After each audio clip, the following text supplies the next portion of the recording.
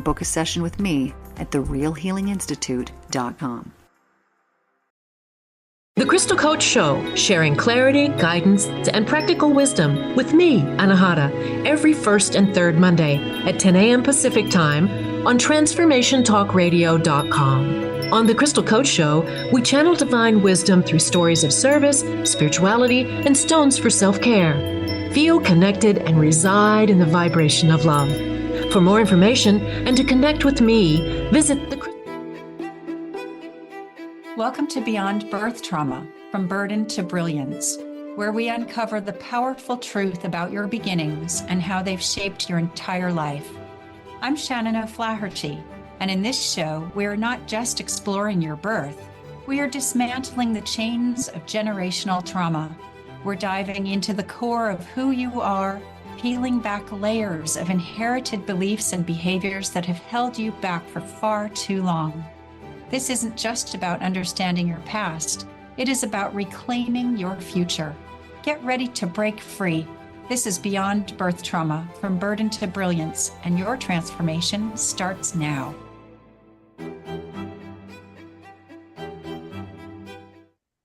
Hi, everybody. Shannon O'Flaherty, and welcome to Beyond Birth Trauma, From Burden to Brilliance. What happens when your earliest imprint teaches you to blend in, be good, and say yes, even when your soul is quietly saying no? In this deeply honest and expansive conversation, my lovely guest, Janet, shares her journey from being the sixth child in a large Catholic family to becoming a nurse, educator, and coach, navigating burnout, boundaries, and a profound spiritual remembering. Together, we're going to explore how birth order, early medical experiences, religious conditioning, and people-pleasing quietly shape our nervous systems, our self-worth, and our capacity to receive life on our own terms.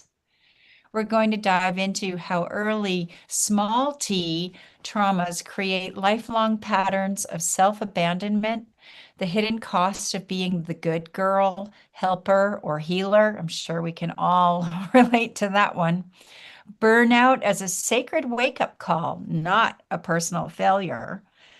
And reclaiming spirituality beyond patriarchy, guilt, and rules, and why healing doesn't have to be hard when you're supported and witnessed.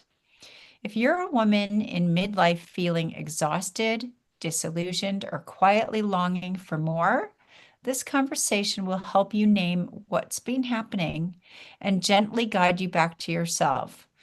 You're not broken, you're remembering.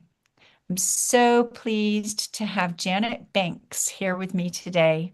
She's a life coach and a nurse, and she creates a safe and loving space for people to navigate overwhelm to discover their authentic selves. Blending her background in nursing and training in psychotherapy techniques, as well as deep coaching, she helps clients achieve profound personal transformation.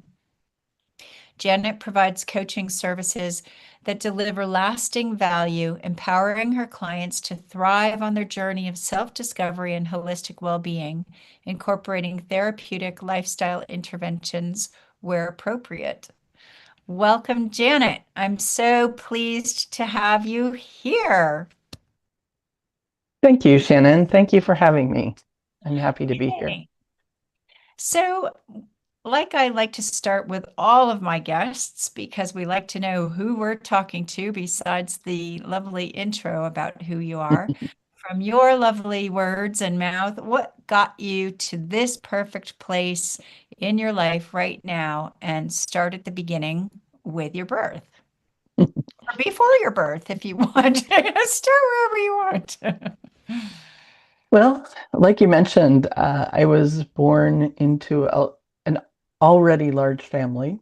I was the sixth child, and I would subsequently have another sibling, so there would eventually be seven of us. And I had so many guides in my life in terms of older siblings, four older sisters, and one older brother. Making sure my numbers were correct there.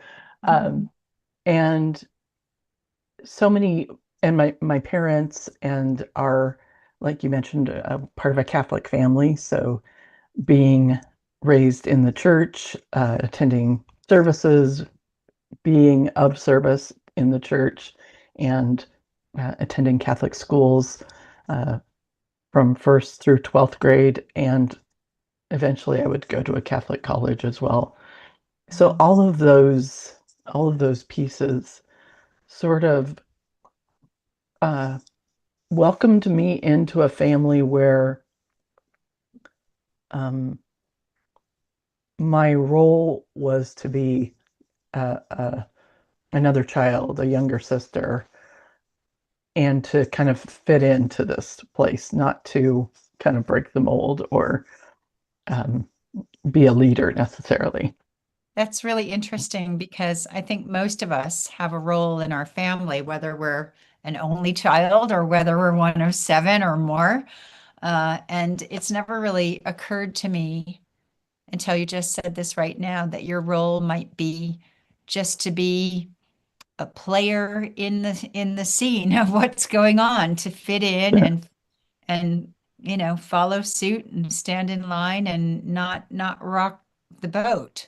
So that's a really interesting role to think of. Yeah. Sure. Yeah, Hmm. not rocking the boat sounds it sounds right. That sounds very familiar. So Yeah. Hmm. do you think that you were aware of that when you were a kid? No. Mm. I don't think I was aware of it when I was a kid, no. Mm. I do think that, well, I think that I knew that I was supposed to kind of follow the the rules of the house. Mhm. Um, when th- that we would, you would play at certain times, you would come to meals at certain times, you were not to, I mean, that we were thankful for whatever meal was prepared for us. It didn't occur to me that I would be um, like, say I didn't like a certain kind of food. In fact, my one of my sisters didn't like tomatoes and I didn't like mushrooms. So we had a little pact. When we had food that had both of those things in it, I would take her tomatoes and she would take my mushrooms. So it was really just the culture in my family was um, to be grateful for what you had, and not even, I don't know. Certainly, there was just never a thought in my mind that I would complain about the food or the lodging or Wow. whatever. I I mean, that's I really interesting too, because from the get-go, you learned about community. You Mhm. learned about community, sharing, compromise, making deals, contracting, Yeah, quietly. sure. You're learning about those things. So when you look back now, how do you see your birth order shaping your nervous system or your sense of belonging Mhm. in the world? Oh, I think it made it easy for me in some ways in terms of um, I knew how to talk to people. I knew how to kind of negotiate. I knew how to get along. And so going somewhere new, or getting new jobs or starting school at a new school, although I only did that a couple of times. I was at the same school for many years in, like I said, 1 to 8. I was in one school and then I went to high school at another school. But when I went to the community college after high school, that was a new experience for me. But I always found friends or was able to kind of get along in groups. And because I had this sort of blend in role, Mhm. um, I didn't feel like I needed to necessarily, arrive with a bang or Mhm. perform in some certain way in order to get um, attention or friendship or whatever. And It, I, it's I, interesting 'cause also in a large, sorry to interrupt you, but also I've heard exactly the opposite from people in large families that in order to get attention, they needed to Mhm. be bigger or louder or whatever so that they wouldn't be lost in the pack. But so I love hearing this other perspective. There's always another perspective, isn't there? Absolutely. Yeah. Yeah. And it wasn't always sunshine and daffodils. I mean, I know bickered with my siblings or we, you know, fought over toys or attention but there were so many of us that I always had somebody. I had, Hmm. a younger sister or an older sister or my brother or my mom or my dad. Um, so I didn't necessarily feel alone or that I wasn't getting attention because it maybe didn't always come from my mother. And Hmm. I'm sure um, there was some mothering done by my older sisters, even though we're close in age. There Sure. wa- it it it happens. So then when you started school, because a lot of kids, they start school in either nursery school or kindergarten, they're just, especially if they're only children or if their sibling is much older, they're just learning how to negotiate, share their toys, play nicely with other kids. And yet you're there like, yeah, I could teach the class in it. Yeah, right. Yeah, I I I do remember that being a little bit of a shock to me to be at kindergarten. I believe I went in the afternoon, so it was in a time when there was a morning kindergarten and an afternoon kindergarten. I think I we be- were the same. Yeah. yeah, and I went in the afternoon, and I did notice some things like the snacks that the school provided were sometimes things that I hadn't eaten before, or and then we were expected to take a nap or have lay down and have some quiet time. And even though I could, fit in and get along, I remember needing to adapt to that and feeling like maybe I had been, I don't know if protected at home, but I was familiar with how things worked there. And Mhm. I knew the things we ate. And I remember one day we had the snack. Now, I don't, I still don't understand how this was acceptable for kindergartners, but the snack was tomato juice and graham crackers. And I A just did weird not, combination. I know. And tomato juice feels a little bit like uh, maybe some, I don't know, kids might not be a fan. I like it now, but anyway. And I didn't want to drink the tomato juice. And I, I cried. And uh, I felt like I was in trouble for not eating the snack, particularly the tomato juice. So, um,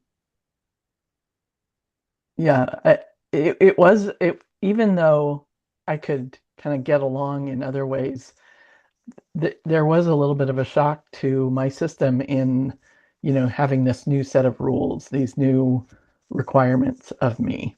And but I actually, um, I think overall, I mean, I remember a couple of things from kindergarten, and that being the resting time and the snack. But otherwise, I have good memories or good feelings of that time. It's so But funny because I was the performer always, right? And because my sister and I both wanted my dad's attention all the time. And so I think by the time nap time came, I was like, fantastic, an excuse to lay down, even when I was a kid. And the rest of the time, my mother was like, it's like trying to ground Superman, because I was never sitting still. But when it was enforced nap time, I just thought, fantastic. Yeah, I'm still like that. Like I'm big love naps. I should take them Right. every.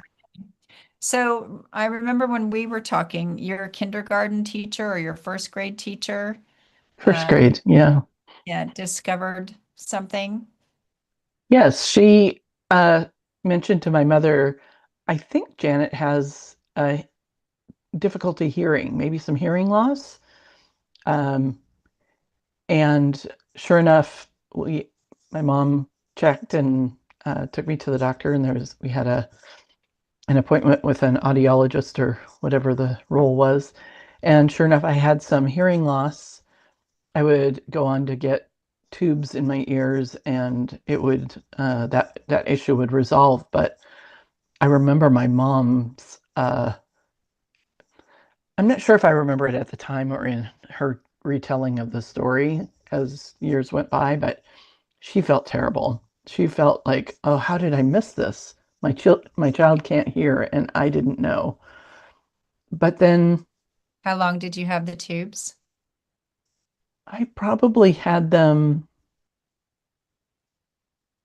I probably had them for over 2 years, probably. And how did that sort of impact or teach your body about feeling safe or trusting or waiting, or how did that impact you?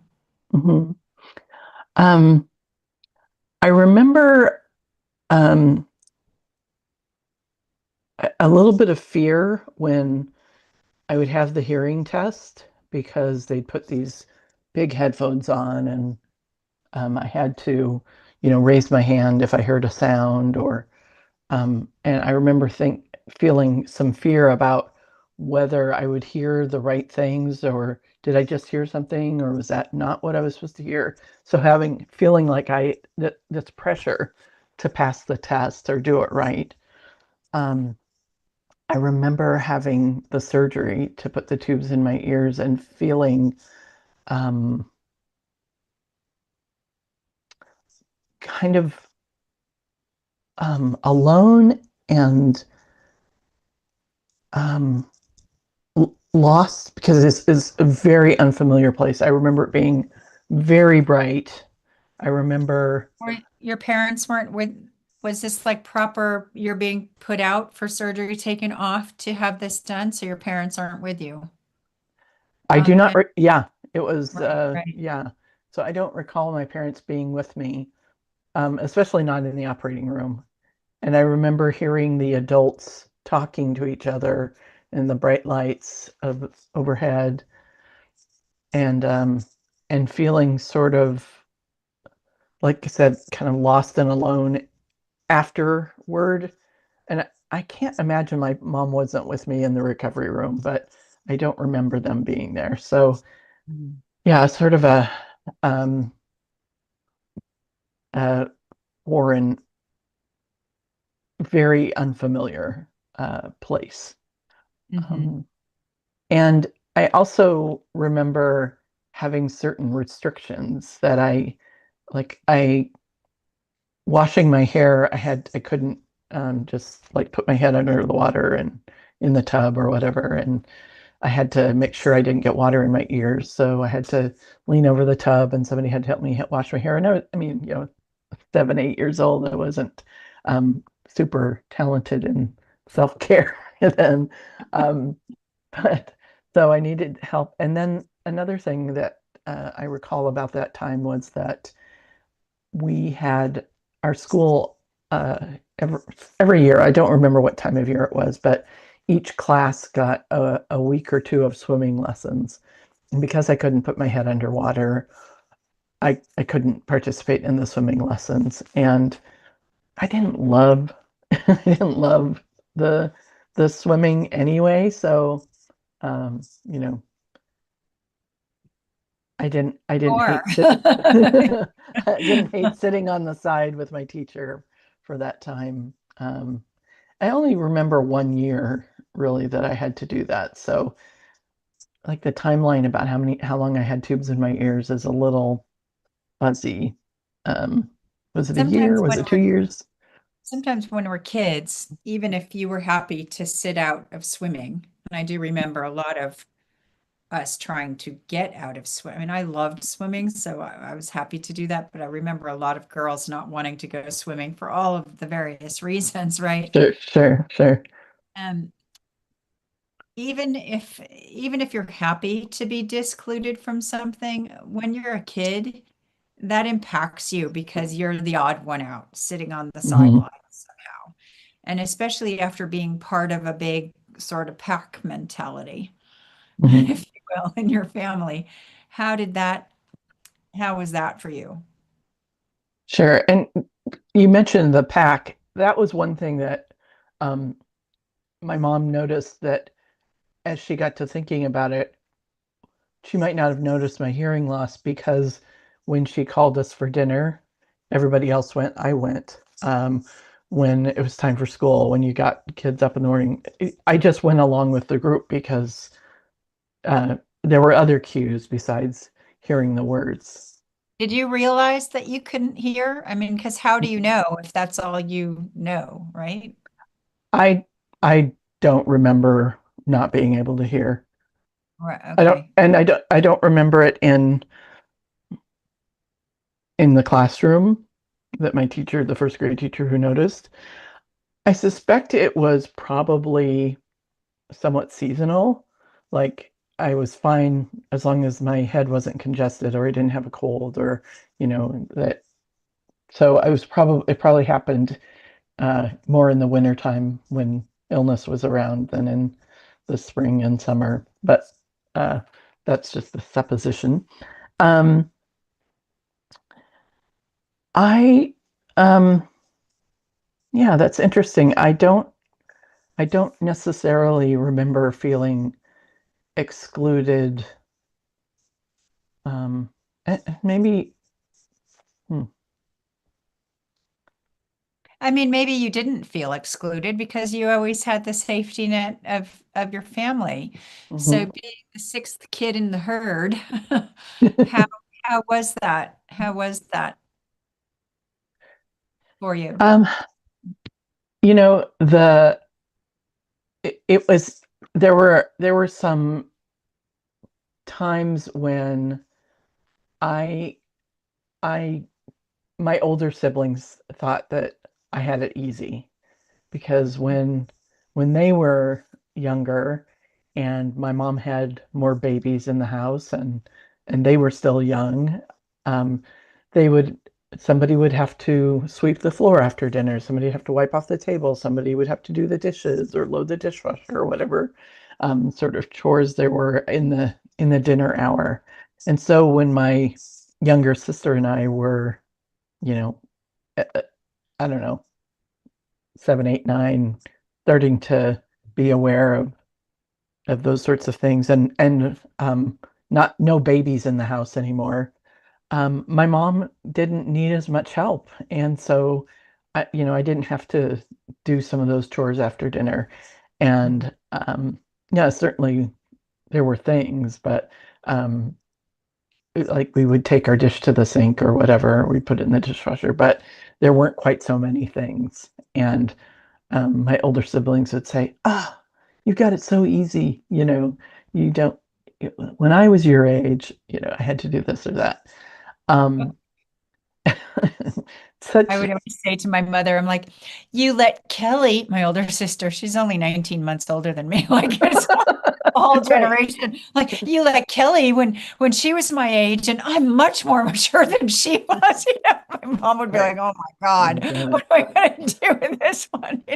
As though it was like 10 years later. Yeah, Yeah, no, yeah. younger kids do generally have it easy because the older ones are the pioneers. The mothers learn how to be a mother with all of the first kids, Mhm. don't they? So by the time the Right. babies song. It's like, oh yeah, been Yeah, there, done done that. Yeah, second child. You've already kind of like, yeah, I yeah. see. I guess I don't have to freak out about this one. Yeah, No, yeah, yeah, yeah. yeah. And I so, do. yeah, go ahead. Uh, I also remember, especially as they were um, getting older and doing fun things with, um, you know, fun clothes or um, going out and doing fun things. I just could not wait till I was their age, till I was old enough to do whatever the things that they were doing or wear the things that they were getting to wear. Yeah. Yeah, you had trail blazers, so they Hmm. were they were cool teenagers. I remember I had a girlfriend who was in a family of six and quite mixed boys and girls ahead of her, but she had um so this was back in back in the late 60s, I guess, mid to late 60s, and she had cool like teenager older sisters, and they'd all be sitting in the park, and I used to think I was cool just by association because I knew them all by name even though I was just a friend's friend, because there they were like with guitars in the park, and they were all hippies, and they were burning like incense, and they were just the coolest thing ever. Yeah.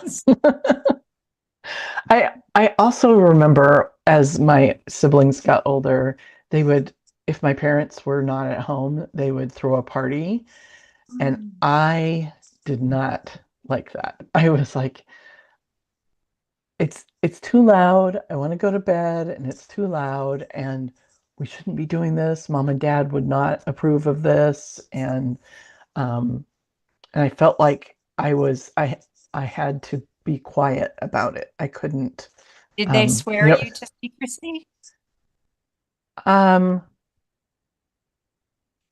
I I don't remember exactly, but I think it was I don't remember exactly, but You I do lied. feel like it was we were supposed to keep this secret. So Right.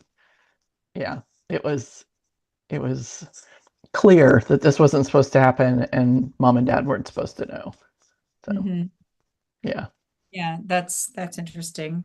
Our boys tried to tell us that they had a big rave when Bobby and I went to Peru, and I came back. I was like, you so did not. We followed you. No, no, we blocked you. I'm like, you did not. You don't have enough attention to detail. I would have known if there was something going on in the house. And to this day, they say they did, but we don't believe them. Anyway, we don't really care now. But Right, right.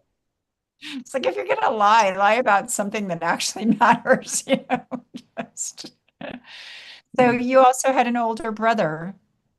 Yes.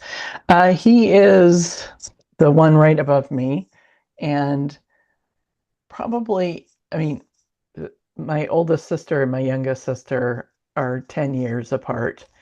So Mm. the longest space between us is between Tom and I, my brother, and let's see, it's a little over 2 years. So Wow. um yeah, You your poor mother, man, just popping babies. Gosh.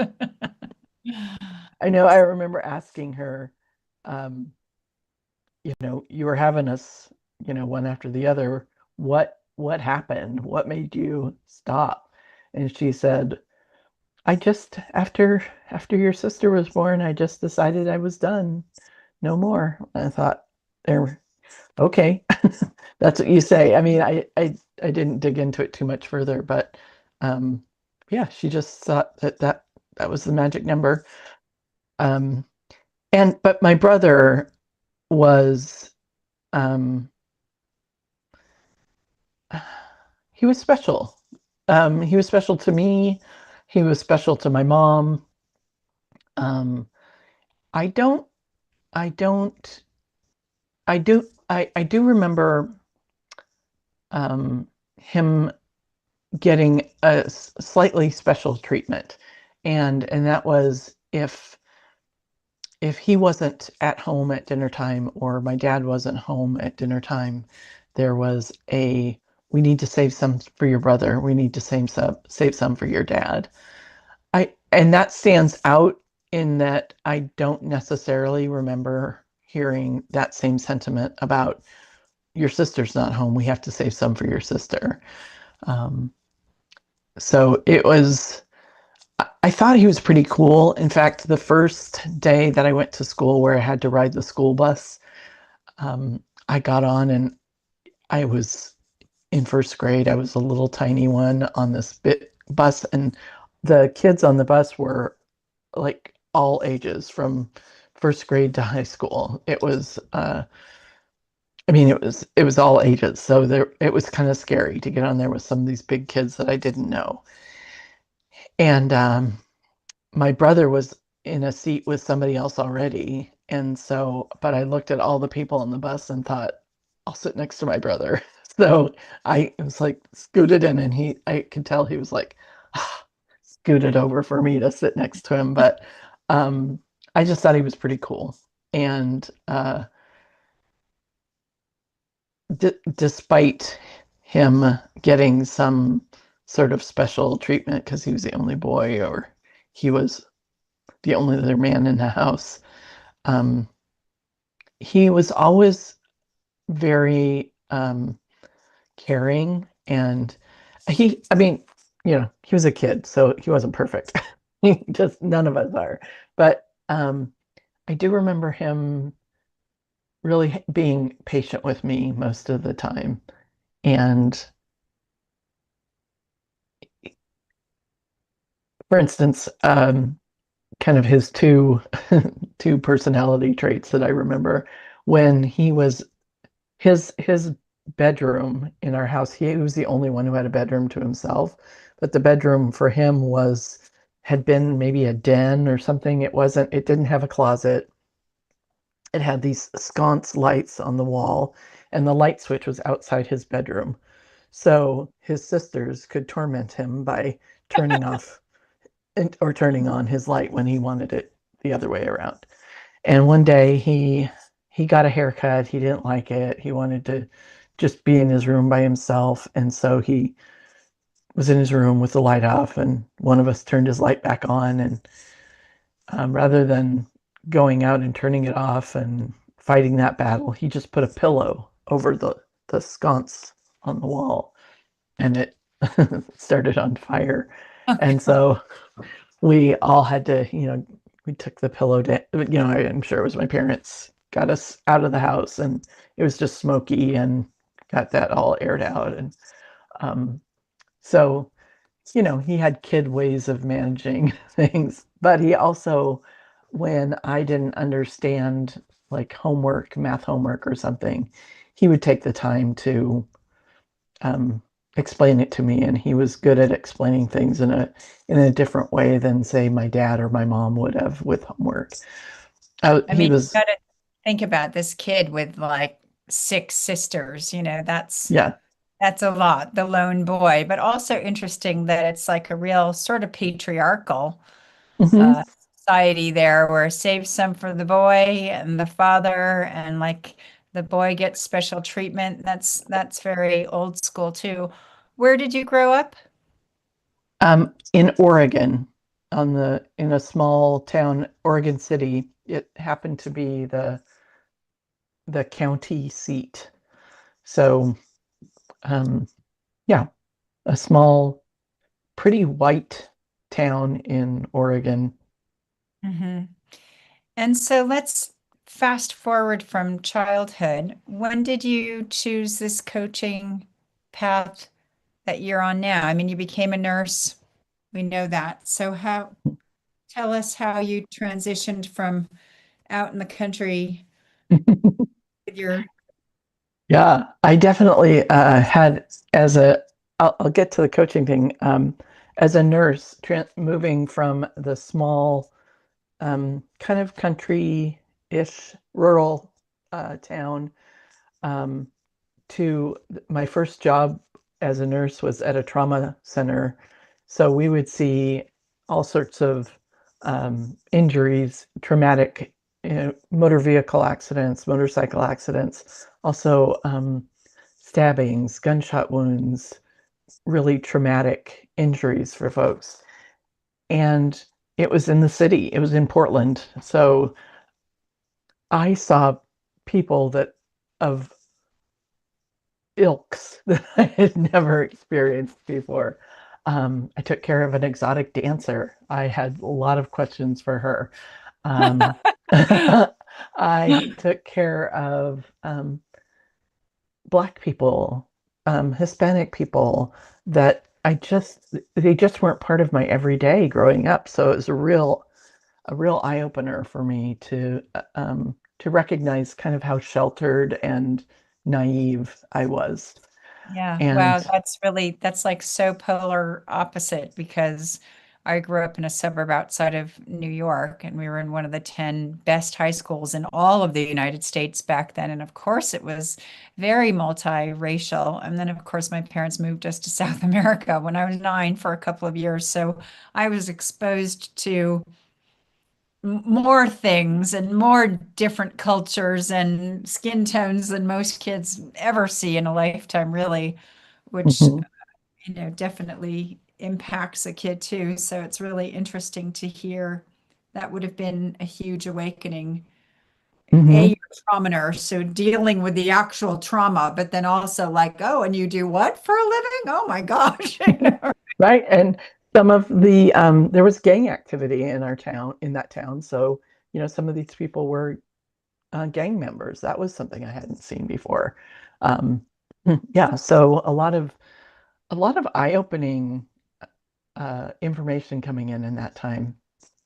So, can I ask you a question about this, a little bit off subject, but because you're from this loving Catholic family, right? And then you're meeting gang members who maybe stab other people for Sure. entertainment or whatever they're doing it Whatever. Yeah. for power.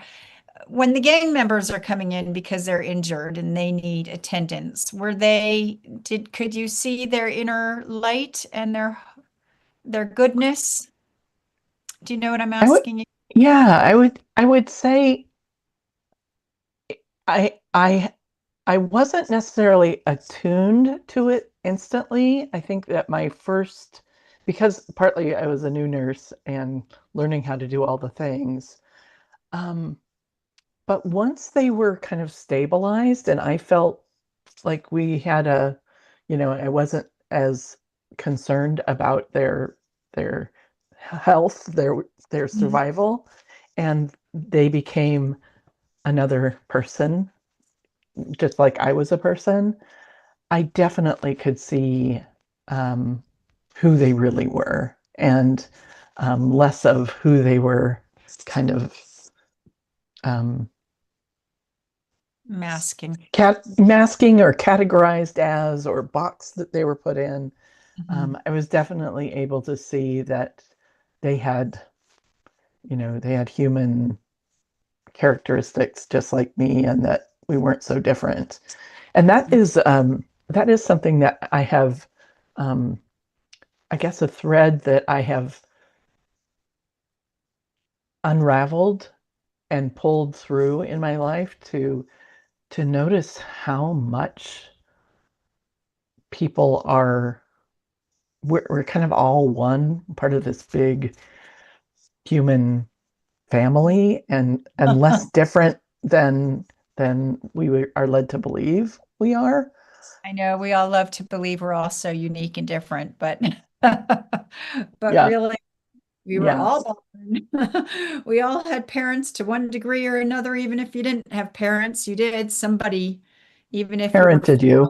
somebody parented you, somebody somewhere gave you some kind of insight along the way. Might not have been like parents, but if you made it into adulthood, you got your belief system and you got your thinking from somewhere, even the Yes. most feral kids, right? So Yeah. uh, interesting. Yeah. So you asked me how I came to coaching, Mhm. and I think there's a fair amount of seat of my pants stuff and and and then kind of getting a chance to step back and see something, like I said, threads or a bigger picture or something being like, oh, I did this then and then and then.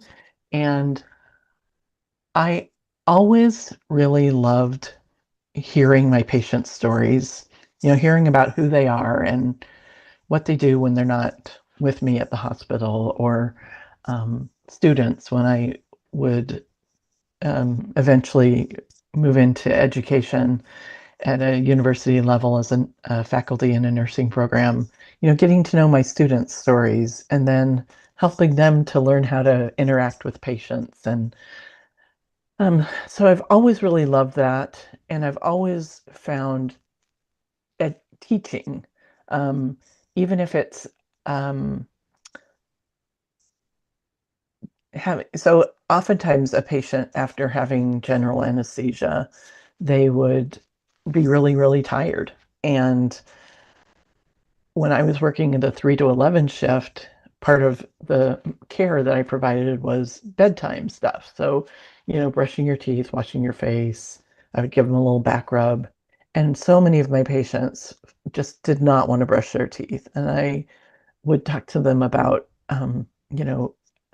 I've had other patients and they don't really want to do this, but the anesthesia in your mouth, the taste, once you brush your teeth, you'll be really surprised. People are so glad they did it. So um, I'll help you. It'll be quick. You don't have to like do the whole thing. We just need to brush your teeth real quick, get that stuff out of your mouth. You'll feel so much better. And so just little bits of time, like little things, important, but not super big deal. Anyway, just I noticed that helping people learn things, learning their story, those things really were important to me, and I found joy in those. And as I was working with students and noticing how they're going to enter the workforce and where they are, as in my case, many of them were 20-year-olds straight from high school through college. Um, they they were some of them were struggling in school to manage all the things, get everything in line so they would study for the test and get the paper written and all the things. And I thought, boy, I sure wish I could help them learn some things about um, how to take care of themselves in this setting so that when they enter the workforce and it's amplified, that they'd have these skills that they could take with them. And so that's when I started thinking about coaching, is how could I support people to kind of tune into who they really are and what they want when they go into practice as a nurse, and support themselves in you know, their their true being, and and uh, and then live kind of according to that true being in practice, rather than some of the sacrificing that maybe in hindsight I did uh, in my own practice. So you worked as a coach with your nursing students then?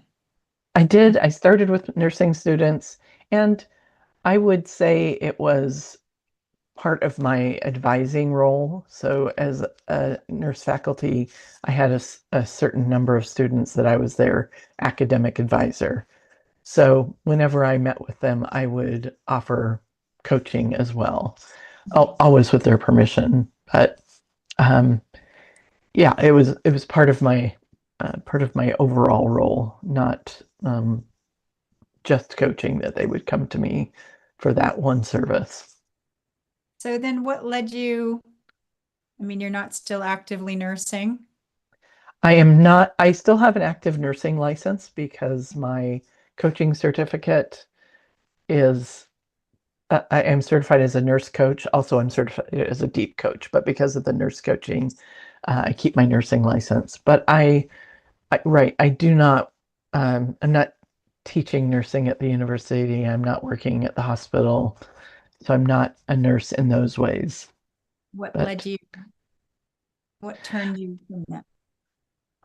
um, I found that my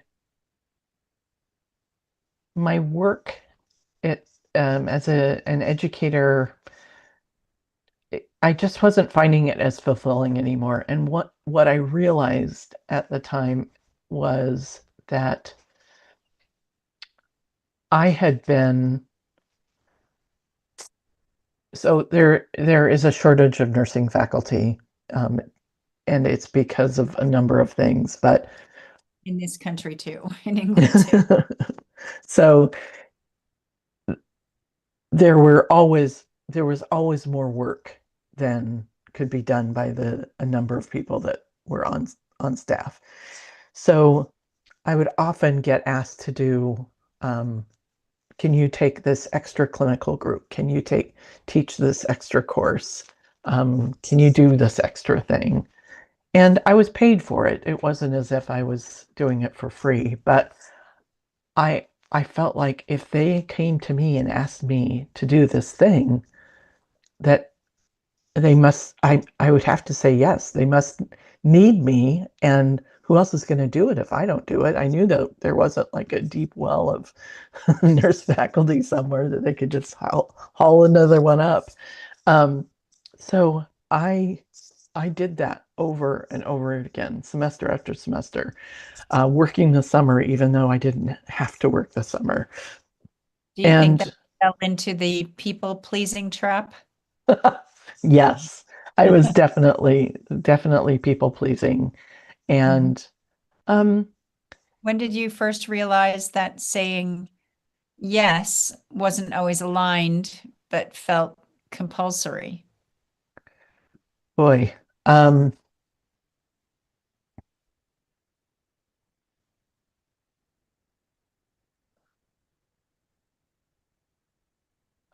I think I'm still learning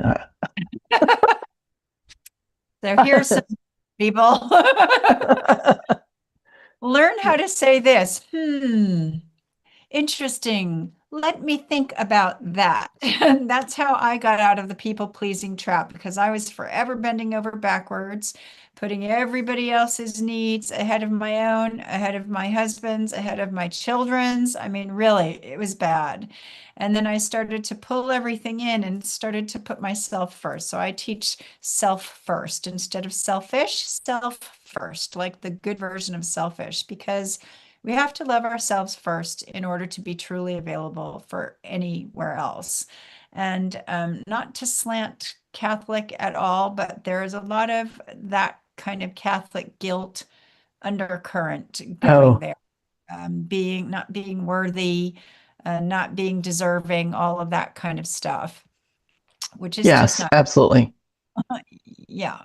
So I was also raised Catholic, well, until they couldn't get me anymore. But anyway, I I liked tell you, you've learn how to always had say, your own path, Shannon. But yes, I have. Yes. yeah, I Learn how to think say, let me think about that. yeah, I think I started really um, probably becoming aware of that and altering how I filled my schedule probably in the last 5 years, Mhm.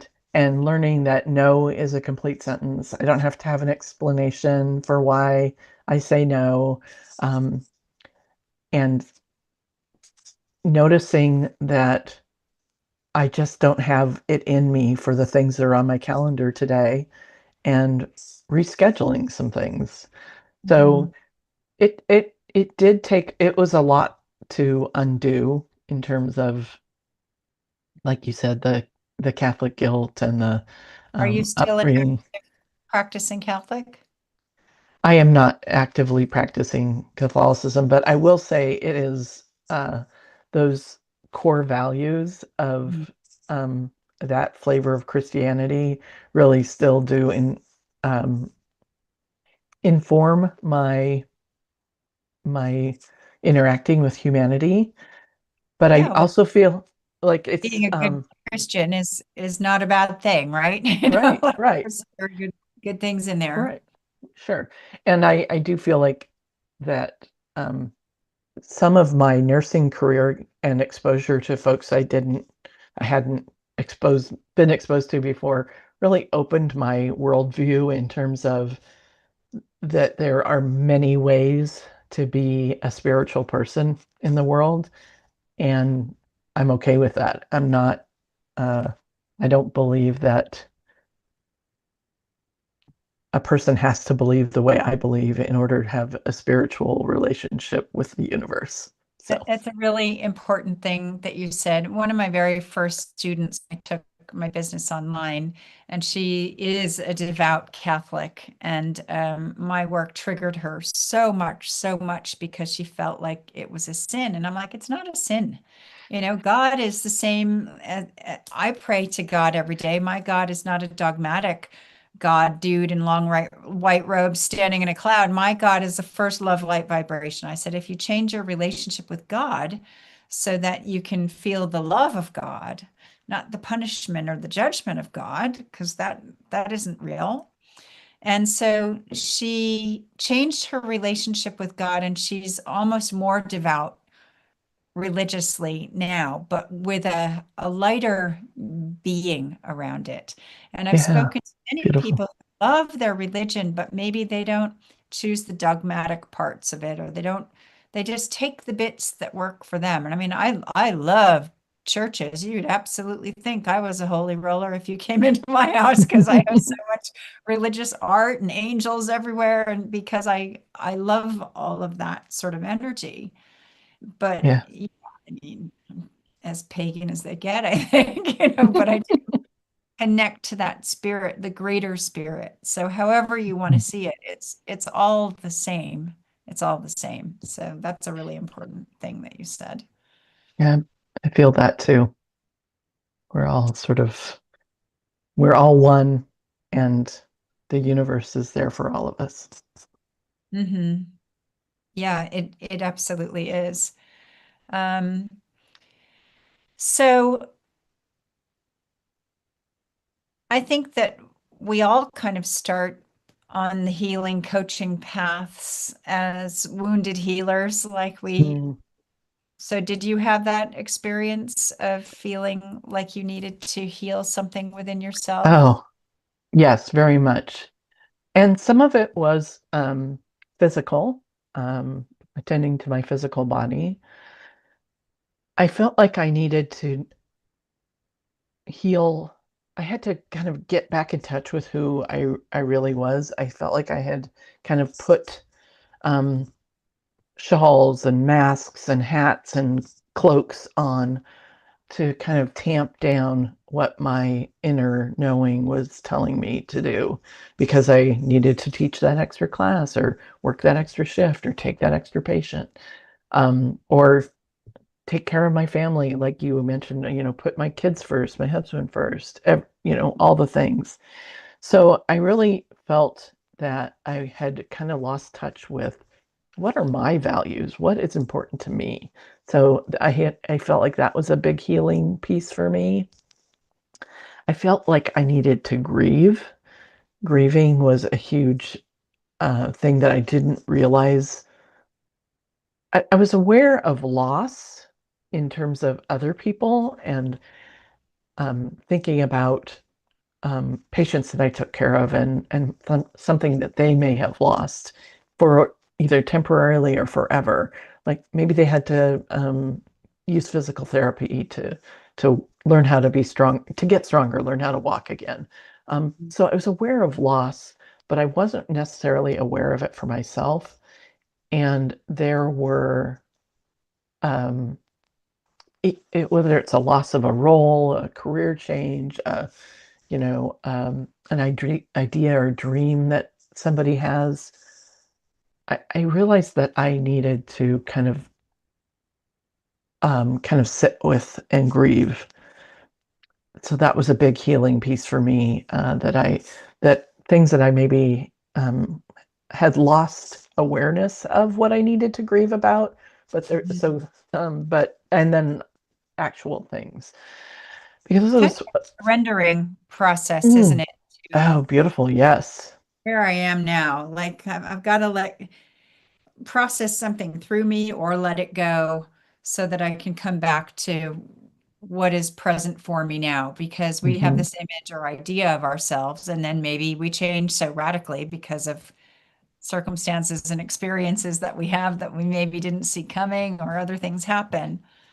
Yeah. So, um, so tell everybody what you do now, what you offer now. Yes. So I offer both one-to-one and small group coaching of women, particularly women who are in midlife and have started to notice that kind of overwhelm, fatigue, being tired but can't sleep because their mind is racing about something.